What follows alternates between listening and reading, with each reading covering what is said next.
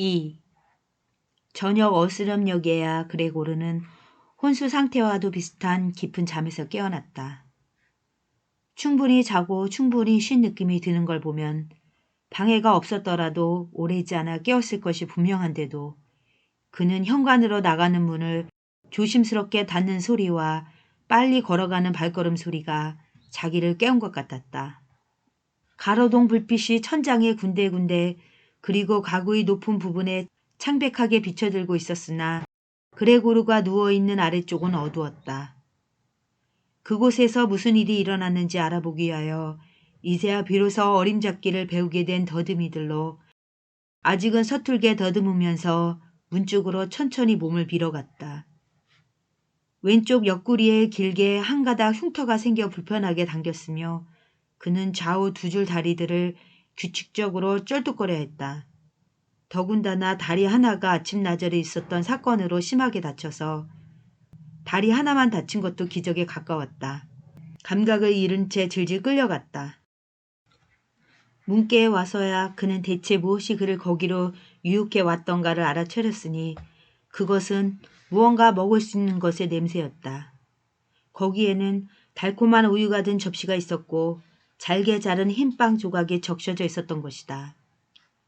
아침보다 한결 더 배가 고팠던 터라 하마터면 그는 웃을 뻔했으며 얼른 눈이 잠길 지경으로 머리를 우유 속에 박았다. 그러나 곧 그는 실망해서 물러났다. 불편한 왼쪽 옆구리 때문에 먹는 것이 힘들었을 뿐만 아니라 몸 전체가 헐떡거리며 함께 움직여야만 먹을 수 있었다. 그가 평소에 가장 즐겨 마셨던 것이고 그래서 분명히 누이 동생이 들여다 놓았을 우유가 도무지 마시라고는 없어서 그는 거의 혐오감을 품고 접시로부터 떠나 방 한가운데로 기어들어와 버렸다. 그레고르가 문틈으로 보니 거실에 가스등이 켜져 있었으며 여느 때 아버지가 이 시간이면 어머니와 누이에게 오후에 나온 신문을 큰 소리로 읽어주곤 했던 것과는 달리 지금은 아무 소리도 들리지 않았다. 누이가 자기에게 늘 이야기하고 또 편지 쓰곤 했던 이 낭독이 최근에 들어서는 아예 폐지된 모양이었다. 분명 집이 비어있지는 않았건만 사방은 너무도 고요했다. 이 얼마나 고요한 생활을 식구들은 영위하고 있는가. 하고 말하며 그레고르는 자기 앞에 어둠을 물끄러미 응시한 채 스스로가 부모와 누이에게 그러한 삶을 마련해 줄 수 있었다는 데 대해 커다란 자부심을 느꼈다. 그런데 지금 모든 고요, 모든 유복함, 모든 만족이 졸지에 충격으로 끝나버린다면 어떨까. 이런 생각에 빠지지 않기 위하여 그레고르는 차라리 몸을 움직여 방안을 이리저리 기어다녔다. 그 긴 저녁 동안 한 번 한쪽 옆문이 그리고 다른 한쪽 옆문이 한 번 조금 열렸다가 얼른 다시 닫혔다.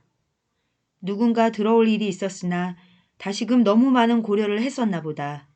들어오려다 망설이고 있는 방문객을 어떻게 해서든 들어오게 하거나 아니면 적어도 그가 누구인지 알아보기라도 할 결심을 하고 그레고르는 거실로 통하는 문 곁에 바싹 멈춰섰다. 그러나 문이 더 이상 열리지 않아 그레고르는 헛되이 기다렸다. 아침에 문들이 잠겨 있었을 때는 모두가 그의 방으로 들어오려 하더니 이제 그가 문 하나를 열어놓았고 다른 문들은 분명히 낮 동안 열어놓았을 지금에 와서는 아무도 더 오지 않으며 열쇠도 이제는 밖에서 꽂혀 있었다. 밤 늦어서야 거실에 불이 꺼졌고 이제 부모님과 누이가 그토록 오래 자지 않고 있었음을 쉽게 확인할 수 있었으나 이제서야 셋이서 모두 발끝으로 걸어가 멀어져가는 소리가 똑똑히 들렸던 것이다. 이제는 분명 아침까지 아무도 더 이상 그레고르에게 들어오지 않을 테니 그는 자신의 삶을 어떻게 새로이 꾸려가야 할 것인가를 방해받지 않고 생각해 볼 긴 시간을 갖게 되었다. 그러나 그 안에서 그가 널쩍하게 바닥에 누워있을 수밖에 없는 천장 높고 텅 빈 방이 이미 5년 전부터 살아온 방이건만 왠지 모르게 그를 불안하게 해서 반은 무의식적으로 몸을 돌려 그리고 가벼운 수치심을 느끼면서 그는 서둘러 소파 밑으로 기어들어갔는데 거기서 그는 등이 약간 짓눌리고 머리를 들 수가 없었음에도 불구하고 곧 아늑하게 느꼈고 다만 머리가 너무 넓적해서 완전히 장의자 밑에 집어넣을 수 없는 것이 유감일 뿐이었다. 거기서 온밤을 머무르며 그는 선잠에 잠겼다가 배가 고파 자꾸자꾸 놀라 깨면서 또 그러면서도 근심과 불분명한 희망에 잠기기도 하며 보냈다. 그러면서 그는 당분간은 몸가짐을 조용히 하며 인내로써 그리고 식구들을 신중히 생각하여 자기가 지금의 상태로서는 식구들에게 야기시킬 수밖에 없는 불유쾌한 일들을 견딜 수 있게끔 해줘야겠다는 결론에 이르곤 했다. 이른 아침 아직 어두웠을 때 이미 그레고르는 자기가 방금 한 결심의 힘을 시험해 볼 기회를 가졌다. 현관 쪽에서 누이가 거의 완전히 옷을 차려입은 채 문을 열고 긴장해서 들여다보았다. 누이는 그를 금방 발견하지는 못했으나 소파 밑에 있는 그를 보자 그녀는 너무 놀라서 자신을 가누지 못하고 출입문을 밖에서부터 쾅 닫아버렸다. 맙소사, 그도 어딘가에는 있어야 하지 않겠는가? 날아서 도망칠 수도 없는 바에야. 그러나 그녀는 자신의 행동을 후회라도 하는 듯이 즉시 다시 문을 열고 중환자 집에서나 낯선 남자 곁에서처럼 발끝으로 걸어 들어왔다. 그레고르는 머리를 소파 가장자리까지 박싹 내밀고 누이를 관찰했다.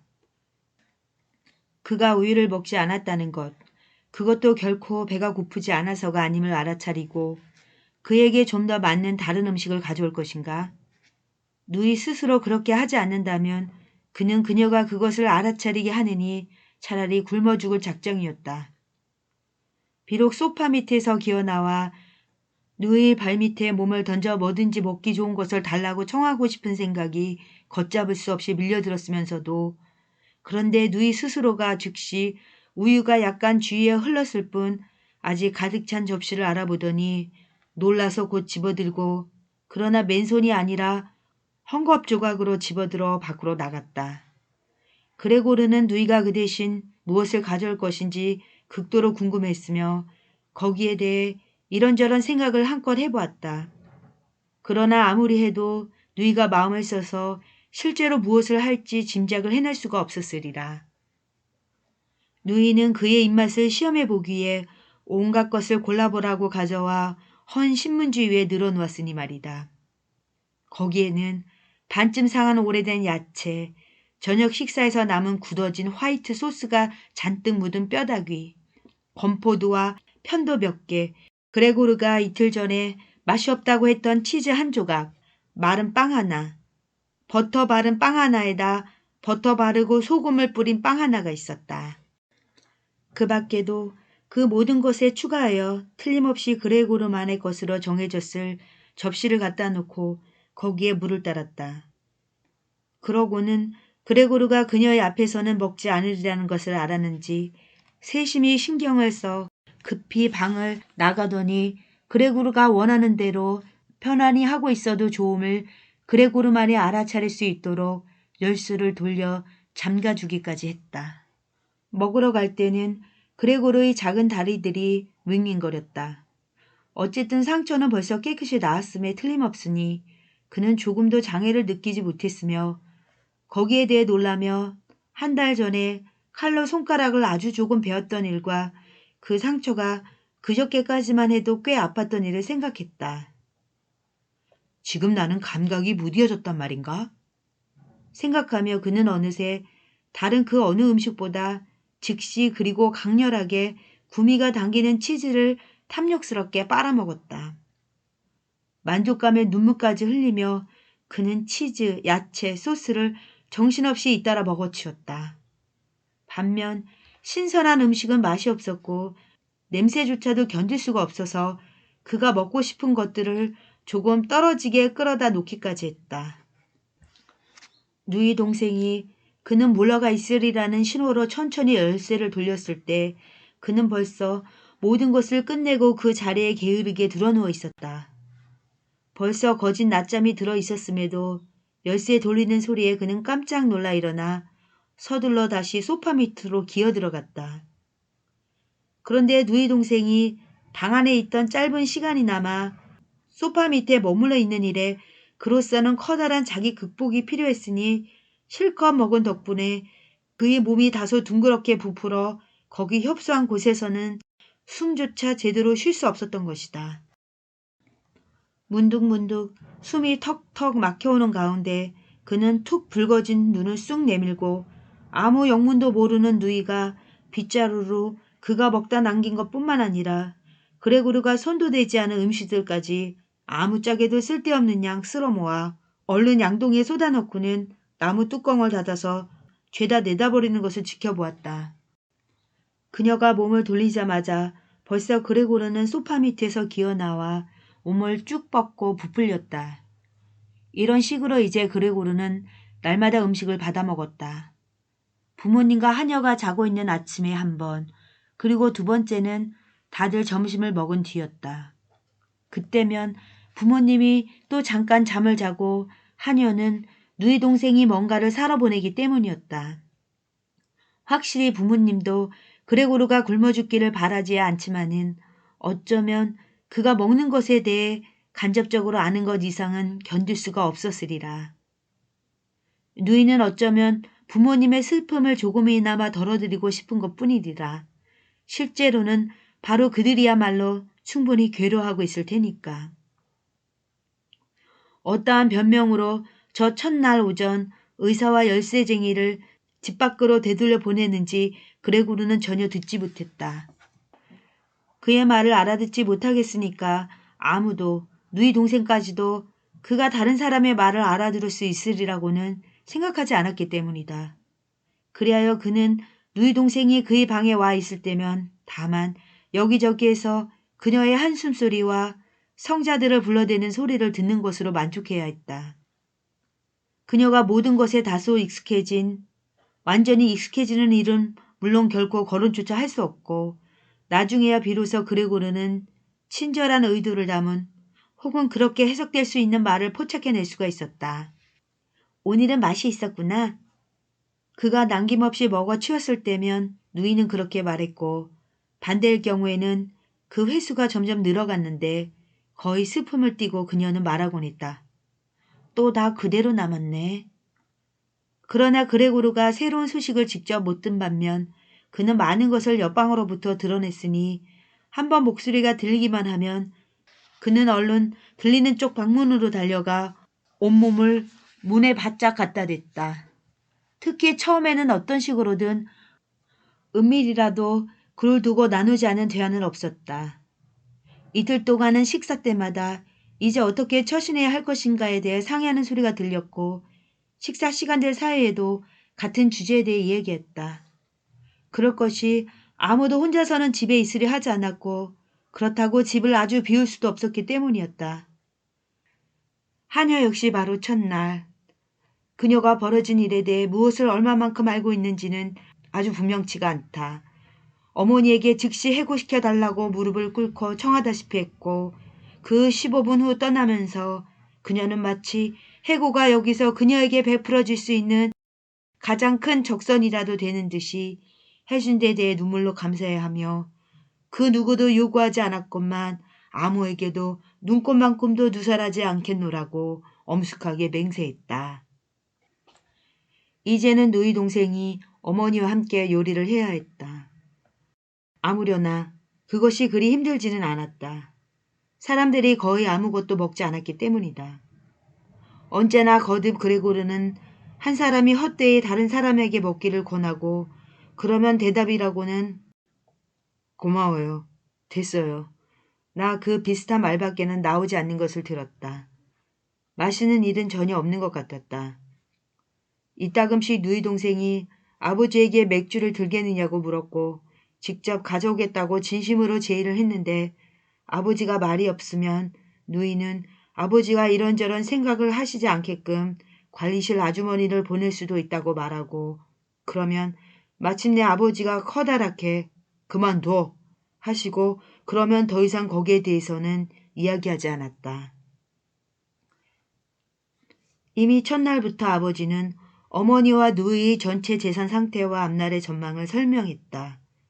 이따금씩 아버지는 테이블에 일어나 5년 전 그의 가게가 파산했을 때 건져낸 조그만 비밀 금고에서 이런저런 증서나 장부 같은 것을 꺼내오곤 했다. 아버지가 복잡한 자물쇠를 열어 찾던 것을 꺼내고 나서 다시 잠그는 소리가 들렸다. 아버지의 이 설명들은 부분적으로는 그레고르가 갇혀진 일에 들을 수 있었던 최초의 즐거운 일이었다. 그는 아버지에게는 저 사업으로부터 땡전 한 푼 남아있지 않다고 생각했었던 것이다. 적어도 그에게 아버지는 그 반대되는 말은 한 일이 없고 그레고르 역시도 그런 걸 아버지에게 물어보지 않았었다. 그레고르의 근심은 당시에 오로지 모두를 여지없는 절망으로 몰아넣은 사업의 불운을 식구들이 될 수 있는 대로 속히 잊어버리게끔 하는데 진력하는 것이었다. 그리하여 그 당시 그는 아주 특별한 열의를 다 바쳐 일을 시작했었고 단 하룻밤 사이에 보잘것없는 점원 보조원에서 외판 사원이 되었다. 외판 사원은 물론 돈을 버는 방식이 아주 달랐고 작업의 성과가 즉시 수수료의 형식으로 현금으로 변했으니 그것을 놀라고 기뻐하는 집안 식구들 앞 테이블 위에 놓을 수가 있었다. 그때가 좋은 시절이었다. 그 이후에는 한 번도 그런 시절이 적어도 그런 빚을 띠고는 되풀이되지 않았던 것이다. 후일 그레고르가 돈을 많이 벌어 온 식구의 낭비를 감당할 수 있었고 실제로 감당하기도 했건만 말이다. 사람들이 익숙해졌던 것이다. 식구들이나 그레고르 역시도 식구들은 돈을 감사하게 받았고 그는 기꺼이 가져다 주었으나 특별한 따뜻함은 더 이상 우러나지 않았다. 다만 누이 동생만은 아직도 그레고르의 마음을 떠나지 않았고 자기와 달리 음악을 몹시 사랑하고 감동적으로 바이올린을 켤 줄 아는 누이를 내년에 돈이 많이 들겠지만 어떻게든 돈이야 만들 테니 비용에 상관하지 않고 음악 학교에 보내는 것이 그의 남모르는 계획이었다. 그레고르가 도시에 잠깐씩 머무르는 동안이면 자주 누이 동생과의 대화에서 음악 학교가 언급되었으나 늘 그 실현은 생각할 수도 없는 아름다운 꿈으로서였고 부모님은 무심히하는 이 언급조차도 듣기 좋아한 적이 없었지만 그레고르는 아주 구체적으로 그 생각을 했고 크리스마스 날 저녁 엄숙하게 그것을 천명할 계획이었다. 거기 문에 똑바로 붙어서 귀를 기울이는 동안 그의 지금의 상태로는 아무런 쓸모도 없는 그런 생각이 그의 머리를 스쳐갔다. 이따금씩 그는 전신이 피곤하여 전혀 더 이상 들을 수가 없어 머리가 아무렇게나 문에 부딪히게끔 내버려 둘 때가 있는데 그랬다가는 즉시 다시 꼿꼿이 쳐들었다. 그가 그렇게 해서 내는 조그만 소리까지도 옆방에 들려 그러면 모두 입을 다물었던 것이다. 또 무슨 짓을 하는군 하고 아버지가 잠시 후 분명 문 쪽을 향해서 말했고 그러면 끊어졌던 대화가 점차 다시 이어졌다. 그레고르는 이제 흡족하게도 알게 되었다. 아버지가 자주 설명을 하면서 아버지 자신이 그 일들을 벌써 오래 제쳐놓아 두어왔던 탓이기도 하고 어머니가 모든 것을 한 번 말하면 얼른 알아듣지 못하기도 했던 탓에 되풀이했기 때문에 별별 불운이 다 닥쳤건만 아주 적은 재산이 옛 시절부터 아직 남아있어 손을 대지 않는 이자가 그 사이에 약간 증식되어 있다는 것을 말이다. 그 밖에도 그레고르가 다달이 집으로 가져오는 돈이 남김없이 모여서 소자분이 되어 있었다. 그 자신은 몇 굴덴을 자기 몫으로 지닐 뿐이었다. 그레고르는 방문들 뒤에서 이 기대하지 않았던 신중함과 절약에 대해 기뻐하며 열성적으로 고개를 끄덕였다. 사실 이 남은 돈으로 아버지가 사장이에게 진 빚을 갚아 나갈 수도 있었고 그랬더라면 그가 이 직책에서 벗어날 그날이 훨씬 앞당겨졌으리라.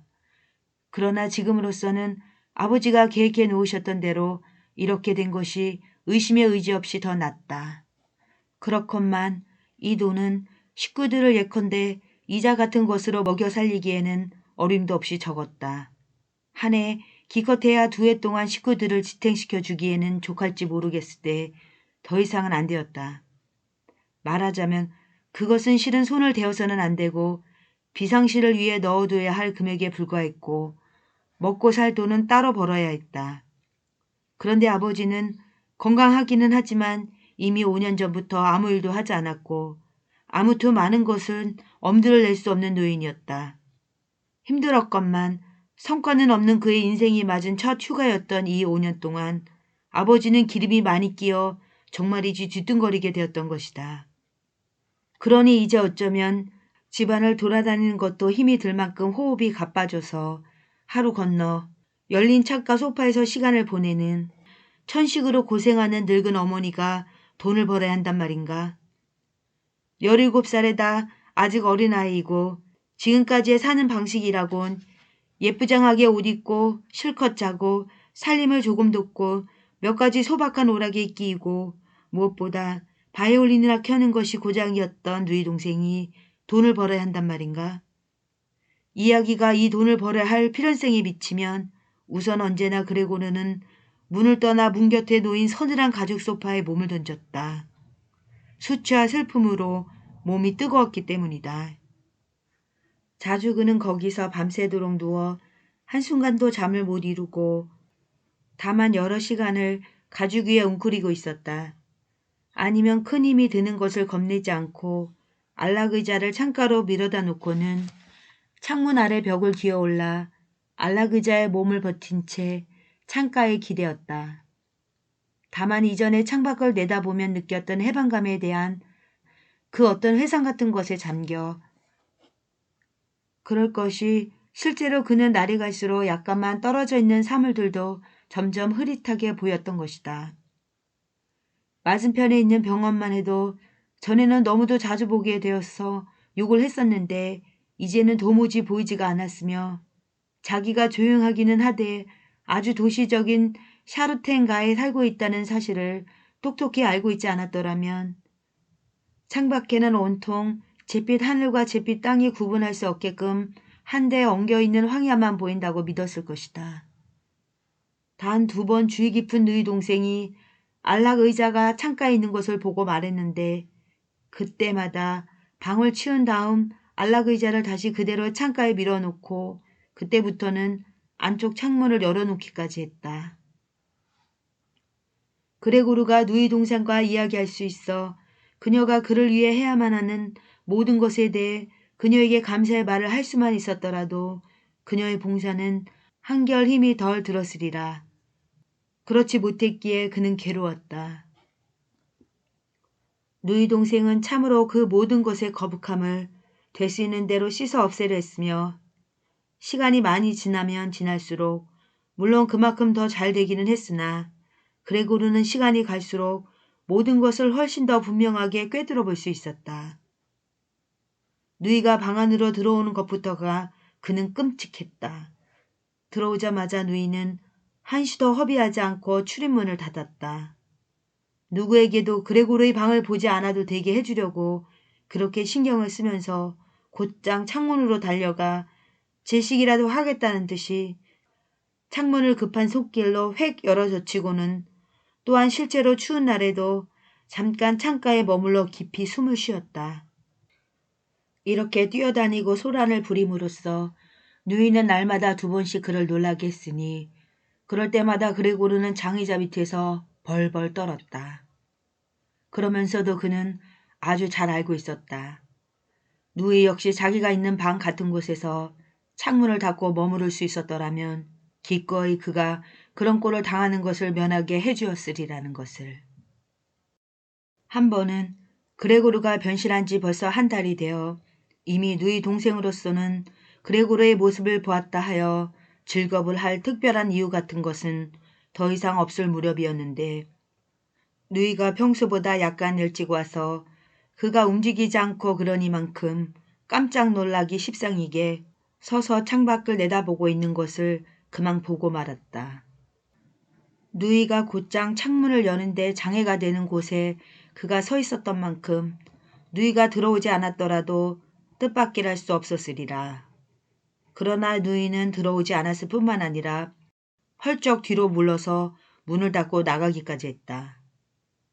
모르는 사람이 보기라도 했더라면 영락없이 그레고르가 그녀가 오기를 숨어서 엿보고 있었다가 그녀를 깨물려고 한 줄로 생각했을 것이다.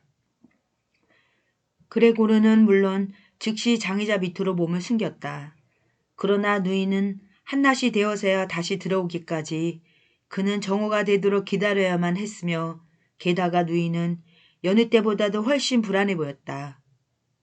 그러는 걸로 보아 누이에게는 그를 보는 것이 아직 견딜 수 없는 일이며 앞으로도 여전히 견딜 수 없는 일임에 틀림없으리라는 것. 그리고 조금이라도 누이가 그를 보게 되면 도망치지 않기 위해서 누이는 몹시 자신을 억눌러야 되리라는 것을 알아차렸다. 누이가 자기를 보지 않게 해주기 위해서는 그는 하루는 자기의 등에 호청을 쥐고 장의자로 날라 자기 몸이 죄다 가려져서 누이가 몸을 굽히더라도 그를 보지 않을 수 있게끔 정돈을 해놓았다. 이 작업을 하는데 4시간이 걸렸다.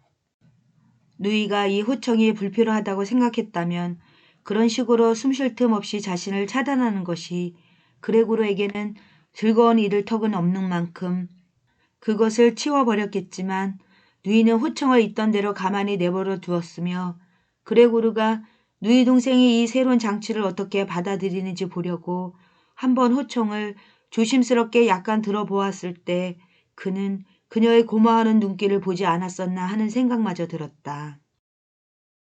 처음 2주일 동안에 그의 부모는 그에게로 돌아올 엄두조차 못 내었었고 누이가 지금 하는 일을 전적으로 인정해주는 소리를 그는 자주 들었다. 그때까지는 누이가 별 쓸모없는 계집아이로 보였었기 때문에 누이에 대해 화를 내는 일이 잦았는데 이제 아버지와 어머니 2분이 자주 누이 동생이 방을 치우는 동안 그레고르의 방 앞에서 기다렸고 누이는 방을 나오는 대로 곧장 방이 어떠했는지 그레고르가 무엇을 먹었는지 이번에는 그가 어떻게 처신을 했는지 그리고 혹시 조금이라도 나아진 점이 보이는지 어떤지를 아주 자세하게 이야기해 주어야 했다. 아무튼 어머니는 비교적 빠른 시일 안에 그레고르를 찾아봤으면 했으나 아버지와 누이는 처음에 합당한 이유를 들어 그녀를 만류했는데 그 근거들은 그레고르가 신중히 들어봐도 전체적으로 이의 없이 동의할 만한 것이었다. 그러나 나중에는 어머니를 완력으로 제재해야 했는데 그렇게 되어 어머니가 그레고르에게 가게 좀 해줘요. 그 애는 불쌍한 내 아들이란 말이에요. 내가 그 애한테 가봐야 한다는 걸 이해하지 못한단 말이에요. 하고 소리칠 때면 그레고르는 어머니가 물론 날마다는 아니더라도 한 주일에 한 번쯤 들어오는 것이 좋을지도 모르겠다는 생각을 했다. 어머니라면 용기가 있지만 아직 어린아이고 궁극적으로는 어쩌면 그저 어린이다운 얕은 생각에서 그 어려운 일을 떠맡은 누이 동생보다는 모든 것을 훨씬 더 잘 이해하지 않겠는가. 어머니를 보려는 그레고르의 소원은 곧 이루어졌다. 낮 동안에 그레고르는 부모님을 생각해서라도 창가에 있는 모습을 보이고 싶지 않았으나 몇 제곱미터 되지 않는 방바닥을 많이 기어다닐 수도 없었고 가만히 누워있는 일은 밤에만 하기에도 힘들었으며 먹는 일도 그에게는 더 이상 전혀 낙이 되지 않아서 그는 기분풀이로 벽과 천장을 이리저리 가로질러 기어다니는 습관을 들였다. 특히 그는 천장에 즐겨 매달려 있었다. 그건 마룻바닥에 누워있는 것과는 사뭇 달랐다. 한결 자유롭게 숨 쉴 수 있었으며 가벼운 진동이 전신을 스쳐 지나갔고 그러다 보면 그레고르가 거기 꼭대기에서 빠져있는 거의 행복한 방심 상태에 있어 더러 그 자신도 깜짝 놀라게 떨어져 바닥에 털썩 소리를 내는 일도 있었다. 그러나 이제는 물론 몸을 전과는 아주 다르게 마음대로 놀릴 수 있어 그렇게 크게 떨어져도 상처를 입지는 않았다. 누이 동생은 이제 그레고르가 스스로를 위해 찾아낸 새로운 오락을 즉시 알아채어 그레고르가 한껏 많이 기어다닐 수 있게끔 방해가 될 만한 가구들, 그러니까 우선 장롱과 책상을 치워버렸다. 그가 기어다니며 여기저기 점액질의 흔적을 남겼던 것이다. 그런데 누이는 그를 혼자서 해낼 수는 없었고 아버지에게는 감히 도움을 청하지 못했으며 하녀가 돕지 않을 것은 아주 분명했다. 이 16살 난 소녀는 전번에 요리사가 그만둔 일에 용감하게 버티고는 있지만 부엌문을 한시도 빼지 않고 걸어 잠그고 특별한 호출에만 열어주어도 되게 해주십사 하고 빌었으니까. 그래서 누이 동생은 아버지가 안 계실 때 한 번 어머니를 모셔오는 수밖에 도리가 없게 되었다. 기쁨에 들뜬 탄성을 지르며 어머니가 다가왔다. 그러나 그레고로의 방문 앞에서 임을 다물었다. 물론 누이 동생이 우선 방 안이 제대로 되어 있는지 살펴보고 난 다음 비로소 어머니를 들여보냈다. 그레고르는 황급히 호청을 더욱 깊숙이 주름을 많이 지게 끌어당겼으니 전체는 정말이지 그저 우연히 장의자 위에 던져놓은 호청같이 보였다. 그레고르는 또한 이번에는 호청 밑에서 훔쳐보기를 그만두었다. 어머니를 이번에 보는 것은 포기했고 어머니가 이제 왔다는 사실이 그저 기쁘기만 했던 것이다. 오세요. 보이지 않는데요? 하고 누이 동생이 말했는데 분명 누이는 어머니의 손을 잡고 인도하고 있을 것이다. 두 힘없는 여자가 무겁기만 한 낡은 장롱을 제자리에 밀어내는데 누이 동생이 내내 과로할까봐 걱정하는 어머니의 경고에 기울이지 않고 작업의 대부분을 떠맡아 하고 있는 소리를 이제 그레고르가 듣고 있었다. 매우 오래 걸렸다. 벌써 15분쯤 일을 하고 났을 무렵 어머니가 첫째, 장롱이 너무 무거워 아버지가 돌아오실 때까지 일을 끝내지 못해 장롱이 방 한가운데 있게 되면 그레고르가 오두가도 못하게 될 터이고, 둘째, 가구를 치워버리는 것이 그레고르의 마음에 들지 어떨지는 도무지 확실치 않으니 괴짝을 차라리 여기 그냥 놔두자고 말했다. 어머니 보기에는 반대의 경우일 것 같다는 것이다. 텅 빈 벽을 보고 있자니 바로 마음이 짓눌리는데 이 방 가구에 오래 익숙해 있는 그레고르야 어찌 이런 느낌이 없겠는가. 그러니 텅 빈 방에서는 버림받은 느낌이 들리라는 것이었다. 그러면 그러지 않겠니? 하고 어머니가 거의 속삭이시다시피 낮은 목소리로 말했다. 마치 어디 있는지 정확하게 모르는 그레고르가 말을 알아듣지 못하는 것을 어머니가 확신하고 있는 만큼 목소리의 울림조차도 들려주지 않겠다는 듯이. 그런데 그렇지 않겠니? 마치 우리가 가구를 치워버림으로써 그 애가 회복되리라는 희망을 아주 저버리고 그를 함부로 내팽개쳐 두겠다고 시위라도 하는 것 같지 않겠니? 그레고르가 다시 우리에게 돌아오면 모든 것이 변함없이 느끼도록, 그래서 그만큼 더 쉽게 그동안의 시간을 잊어버릴 수 있도록 방을 전같이 똑같은 상태로 보존하는 것이 제일 좋을 것 같구나. 어머니의 말을 들으면서 그레고르는 식구들 한가운데에서의 단조로운 생활과 결부되어 직접 사람으로서의 대화가 전혀 없다 보니 이 2달이 지나면서 그의 이해력이 혼란되어 버렸음에 틀림없음을 알아차렸다. 그가 자기의 방을 아주 비울 것을 진정으로 원하고 있다는 사실이 달리는 설명이 되지 않았다.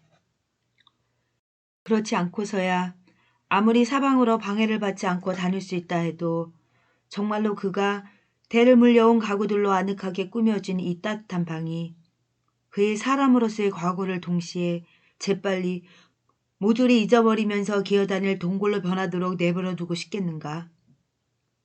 벌써 잊어버릴 때가 다가왔단 말인가? 아니면 다만 오래 듣지 못했던 어머니의 목소리가 그의 마음을 뒤흔들어 놓았는가? 아무것도 치워서는 안 된다. 모든 것이 그대로 있어야 한다. 가구들이 자기 상태에 미치는 좋은 효과들을 그는 포기할 수가 없었던 것이다. 가구가 이 의미 없는 기어 돌아다니는 일을 하는 장애가 된다면 그건 손해될 일이 아니라 오히려 큰 장점인 것을. 그러나 유감스럽게도 누이 동생은 의견이 달랐다. 그녀는 그레고르 건에 관한 이야기에서는 아주 부당한 건 아니지만 부모 앞에서 특별한 전문가를 자처하고 나서는데 익숙해 있었는데 이번에도 어머니의 충고가 누이에게는 장롱과 책상을 치워버리는 것뿐만 아니라 없어서는 안 될 장의자만 빼놓고는 가구들을 모조리 치워버려야 한다고 주장할 충분한 이유가 되었다. 그녀가 이러한 요구를 하게 만든 것은 물론 어린아이다운 반항심과 최근 들어 아주 예기치 않게 어렵게 획득한 자신감뿐만이 아니었다. 누이는 실제로 그레고르가 기어다닐 많은 공간을 필요로 하는 반면 가구들은 최소한 겉으로 보기에는 조금도 쓸모가 없다는 사실을 실제로 관찰하기도 했던 것이다.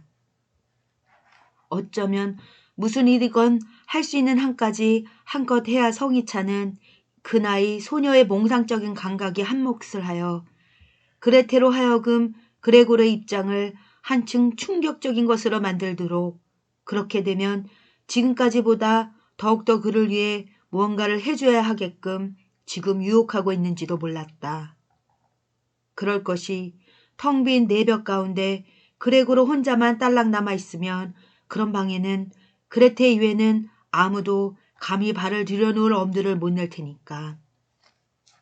그리하여 누이는 어머니가 말리는데도 결심을 꺾지 않았고 이 방 안에 있는 것만으로도 불안하기만 하여 어쩔 줄 몰라 하는 어머니는 곧 임을 다물었고 장롱을 내가는 누이 동생을 힘껏 도왔다. 그런데 그레고르에게는 장롱이야 비상시에는 없이 지낼 수 있었으나 책상만 해도 꼭 있어야 했다. 두 여자가 장롱을 신음소리를 내며 거기에 몸을 바짝 붙인 채 방 바깥으로 옮겨 내가자마자 그레고르는 머리를 장의자 밖으로 내밀었다. 자기가 조심스럽게 될 수 있는 대로 신중하게 개입할 수 있을는지 보기 위하여 그러나 불행하게도 먼저 되돌아온 것은 어머니였다. 그레테는 옆방에서 장롱을 부둥켜 안고 물론 그 자리에서 조금도 움직이지 못하면서 혼자서 이리저리 흔들어 보고 있는 중이었다. 그런데 어머니는 그레고르를 보는데 익숙하지 않았으니 어머니의 마음을 상하게 해드릴 수는 없어서 그레고르는 놀라서 빨리 뒷걸음을 쳐 장의자의 다른 쪽 끝까지 갔으나 호청이 앞부분에서 약간 흔들리는 것을 막을 도리는 없었다. 그것은 어머니의 주의를 끌기에 충분했다. 어머니는 멈칫하여 잠깐 가만히 서 있다가 그레테에게로 돌아갔다.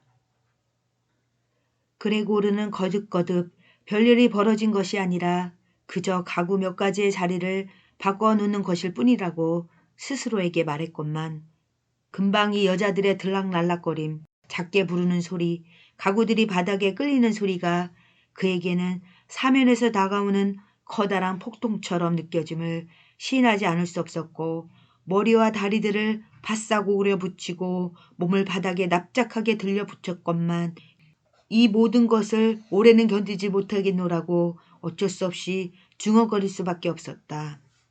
그들은 그의 방을 말끔히 치워버렸다. 그가 아끼던 모든 것을 그로부터 앗아갔다.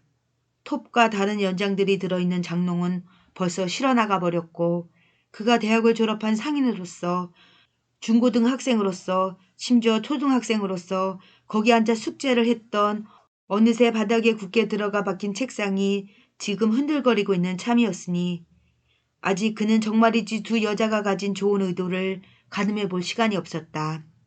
그들의 존재마저도 그는 거의 잊어버리고 있었다. 지쳐버려서 그들은 어느새 입을 다물고 일만 하고 있어 그들의 발이 내는 무거운 발걸음 소리만 들리고 있었으니까. 그리하여 그는 결연히 나왔다. 달리는 방향을 4번이나 바꾸었다. 여자들은 마침 옆방에서 숨을 약간 돌리느라고 책상에 기대서 있었다. 정말이지 무엇을 먼저 구해내어야 할지 몰랐던 것이다.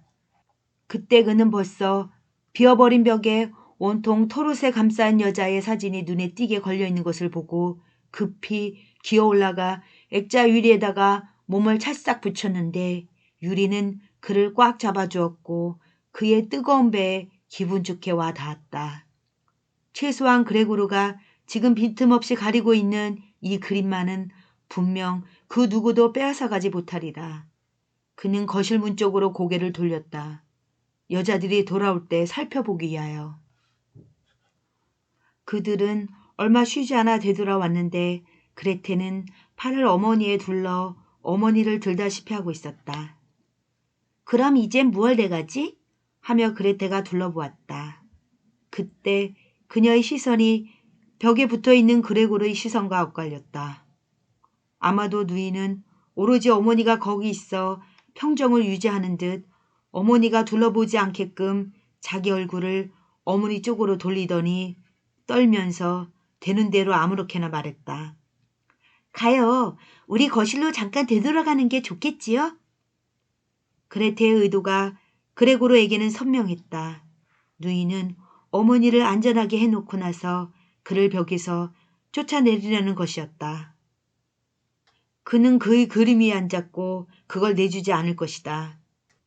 차라리 그레테의 얼굴로 뛰어들면 들었지.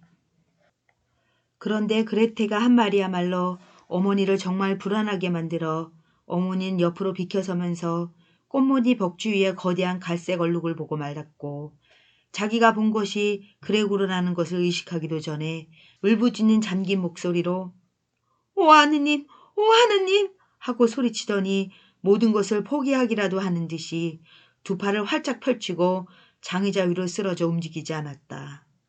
이럴 거야 오빠? 누이 동생이 주먹을 쳐들고 날카로운 시선으로 쳐다보며 소리쳤다. 그것은 변신한 일에 누이가 그에게 직접 던진 최초의 말이었다. 누이는 어머니를 실신 상태에서 깨울 각성지혜를 뭐든 가져오려고 옆방으로 달려갔다. 그레고르도 돕고 싶었다. 아직 그림을 구할 시간은 있었다. 액자 유리에 단단히 달라붙어 있었기에 무리하게 몸을 떼어야만 했다. 그러고 나서는 자기가 예전처럼 누이 동생에게 무슨 충고라도 줄 수 있는 듯이 옆방으로 달려갔지만 그곳에 가서 보니 할 일 없이 누이 뒤에 설 수밖에 없었다. 그동안 누이는 여러 가지 약병들을 뒤지다가 돌아서더니 또 놀라서 약병 하나를 바닥에 떨어뜨렸겠다. 깨진 조각 하나가 그레고르의 얼굴을 상하게 했고 뭔가 부식성의 약품이 그의 주위에 흘렀다. 그러자 그레테는 오래 머물러 있지 않고 그저 잡을 수 있는 만큼 약병들을 잔뜩 집어들고 어머니에게로 뛰어들어갔고 문을 발로 쾅 닫았다. 그레고르는 이제 자기의 잘못으로 어쩌면 사경에 가까운 어머니로부터 차단되어 있었는데 문을 열어서는 안 되었다. 어머니 곁에 있어야 하는 누이 동생을 쫓아내지 않으려는 바에야 그는 지금 기다리는 것밖에는 아무런 할 일이 없었다. 자책과 걱정으로 마음을 졸이며 그는 기어다니기 시작했다. 벽가구 천장 할 것 없이 온 데를 다 기어 돌아다니다가 마침내 온 방이 그의 주위에서 빙글빙글 돌기 시작했을 때 그는 절망에 빠져 커다란 책상 한복판에 뚝 떨어졌다. 잠시 시간이 흘렀다. 그레고르가 기운 없이 거기 누워있고 사방이 고요했다. 아마도 좋은 징조인 것 같았다. 그때 초인종 소리가 났다. 하녀는 물론 부엌에서 빗장을 걸어 잠그고 있으니 그레테가 문을 열러 가야 했다. 아버지가 오셨다. 무슨 일이냐? 가 아버지의 첫 마디였다. 그레테의 모습이 모든 사실을 드러내 주었던 모양이었다. 그레테는 낮은 목소리로 대답했는데 분명 얼굴을 아버지의 가슴에 파묻은 것 같았다. 어머니가 기절하셨는데 이제 좀 나아지셨어요. 오빠가 불쑥 나왔거든요. 네, 그럴 줄 알았다. 하고 아버지가 말했다. 내가 늘 너희들한테 말하지 않았느냐. 그래도 너희 여자들은 들으려 하지 않았어. 그레고르가 보기에 아버지가 그레테의 너무나도 짧은 보고를 나쁘게 해석하여 그레고르가 무슨 폭력이라도 휘둘러 일을 저질러 놓은 걸로 미루어 단정하는 게 분명했다. 그래서 그레고르는 지금 아버지를 진정시킬 방도를 구해야 했다. 아버지에게 사실을 밝혀줄 만한 시간도 가능성도 없었기 때문에. 그래하여 그는 아버지가 현관에 들어서면서 그레고르가 즉시 자기 방으로 되돌려 가려는 최선의 의도를 품고 있으니 그를 뒤쫓아 들여보낼 필요는 없고 문만 열어주면 그가 곧 사라지리라는 점을 발로 알아볼 수 있게끔 자기 방문으로 얼른 도망쳐 문에다 몸을 찰싹 붙였다. 그러나 아버지는 그러한 섬세함 따위를 알아차릴 기분이 아니었다. 아! 하고 아버지는 들어서자마자 소리쳤는데 화도 나고 동시에 기쁘기도 하다는 듯한 음색이었다. 그레고르는 문에서 고개를 돌려 아버지를 마주보며 쳐들었다. 아버지를 그렇게는 지금 거기 서 있는 것과 같은 모습으로는 정말이지 상상하지 못했었다. 아무려나 그가 최근 들어 그전처럼 집안에서 일어나는 다른 일들을 걱정할 시간을 새로운 종류의 기어 돌아다니는 일에 허비해 버렸는데 실은 변화된 상황을 맞닥뜨릴 마음의 준비를 하고 있어야 할 것이었다. 그럼에도 불구하고 저 사람이 아버지란 말인가? 전에 그레고르가 업무 여행에서 돌아오면 지친 채 침대에 묻혀 누워있던 사람. 집으로 돌아오는 저녁이면 제대로 일어설 수도 없어 기쁨의 표시로 다만 팔을 들어 올리며 가운을 입은 채 등받이 의자에 앉아 그를 맞아주던 사람. 1년에 몇 번 일요일이나 특별한 휴일날 어쩌면 함께 산책이라도 나가면 그렇지 않아도 처음부터 천천히 걷는 어머니와 그레고르 사이에서 낡은 외투에 감싸인 채 좀 더 천천히 걸으며 언제나 조심스럽게 지팡이를 떼어놓으며 앞으로 나아갔고 무슨 말이라도 하려면 거의 언제나 멈춰서서 같이 가던 사람들을 불러 세우던 사람. 바로 그 사람이란 말인가. 그런데 지금 아버지는 꼿꼿이 똑바로 서 있다. 은행 사원들이 입는 것 같은 금단추가 달린 빳빳한 푸른 제복을 입었는데 저고리에 높고 빳빳한 깃 위로 억세게 두 겹턱이 솟아 있었으며 수북한 눈썹 아래로는 생기 있고 주의 깊게 검은 눈빛이 뿜어져 나오고 있었고 여느 때 봉두 남발이었던 흰머리는 거북하도록 한 올 흐트러짐이 없는 빛나는 가르마를 타서 납작하게 빗질되어 있었다. 아버지는 아마 은행의 이니셜일 금빛 이니셜이 박힌 모자를 온 방 안 위로 한 바퀴 휘둘러 장의자 위로 던지더니 길다란 제복 저고리에 양끝을 걷어붙이고 두 손을 바지 주머니에 찌른 채 얼굴을 찌푸리고 그레고를 향해 왔다. 무엇을 할 작정인지는 아마 아버지 자신도 모르는 듯 그러면서도 두 발을 유난히 높이 들어 올리며 걸었는데 그레고르는 그의 장화 밑창에 엄청난 크기에 놀랐다. 그렇지만 그는 그런 것에 구애받지 않았다. 새로운 생활이 시작된 첫날부터 그는 아버지가 자기에 대해서는 오로지 최대의 엄격함으로 대하는 것이 적절하다고 생각하고 있음을 알고 있었던 것이다. 그래서 그는 아버지 앞에서 달아났다가 아버지가 멈추면 자기도 멈추고 아버지가 움직이기만 하면 다시 앞으로 달렸다. 그렇게 하여 부자는 방을 몇 바퀴 돌았다. 아무런 결정적인 일도 일어나지 않은 채 그 모든 일이 매우 느린 속도로 진행됨으로써 추적의 양상도 띄지 않은 채.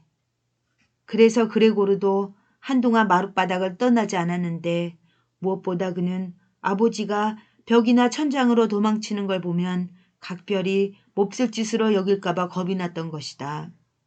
아무튼 그레고르는 이런 느린 달리기조차 올해는 견디지 못하겠노라고 중얼거려야 했다. 아버지가 한 걸음을 떼어놓는 동안에도 자기는 헤아릴 수 없이 많이 움직여야 했기 때문이다. 그전에도 썩 믿을 만한 패를 가지지는 못했던 터라 눈에 띄게 숨이 가빠오기 시작했다. 달리기 위해 온 힘을 모으느라고 그렇게 비틀거리며 가고 있을 때 그는 눈도 똑바로 뜨지 못했으며 그러다 보니 둔감해서 달리는 것에 의하지 않은 다른 구원이란 생각지도 못했고 여기서는 어쨌든 신경을 많이 써서 깎은 모서리와 뾰족한 고투성이인 가구들로 가려져 있기는 했지만 그는 자유롭게 내벽이 비어있다는 사실마저 이미 거의 잊고 있었다. 그때 그 바로 곁에 무엇인가가 가볍게 던져져 날아와 떨어지더니 그의 앞으로 굴러왔다. 그것은 사과였다. 곧 두 번째 사과가 뒤어 날아왔고 그레고르는 놀라서 멈춰 섰다. 아버지가 사과로 자기에게 폭탄 세례를 퍼붓기로 결심했으므로 더 달려봐야 소용이 없었다. 식탁 위에 있던 과일 접시에서 아버지는 주머니를 가득 채워가지고 얼마간은 제대로 겨냥도 하지 않은 채 사과를 연이어 집어던졌다. 이 작고 붉은 사과들이 전기를 띈 듯 바닥 위를 이리저리 둥글며 서로 부딪혔다. 약하게 던진 사과 하나가 그레고레의 등을 스쳤으나 상처를 입히지 않고 미끄러 떨어졌다. 즉시 뒤어 날아온 것은 그러나 그레고르의 등에 호되게 들어가 박혔다. 그레고르는 몸을 질질 끌며 나아가려 했다. 부시에 당한 믿을 수 없는 고통이 자리를 옮기면 쓰러질 수나 있다는 듯이 말이다. 그러나 꼼짝달싹 못하게 못 박혀 있는 느낌이 들며 모든 감각이 완전히 혼란된 채 몸을 쭉 뻗고 말았다. 다만 마지막 시선으로 그는 보았다. 자기 방문이 화다닥 열리며 비명을 지르는 누이에 앞서 어머니가 실신 상태에서 숨을 자유롭게 쉬게 해주려고 누이가 옷을 벗겼기 때문에 속옷바람인 채로 달려와 아버지를 향해 달려가는데 도중에서 풀어놓았던 치마들이 하나씩 잇따라 방바닥에 미끄러져 떨어졌고 그 치마들 위로 비틀거리며 아버지에게로 달려가 아주 한몸이 되게 껴안더니 그레고레의 시력은 이미 말을 듣지 않았다. 두 손을 아버지 두 머리에 감아 그레고레의 목숨을 보존해 달라고 빌었다.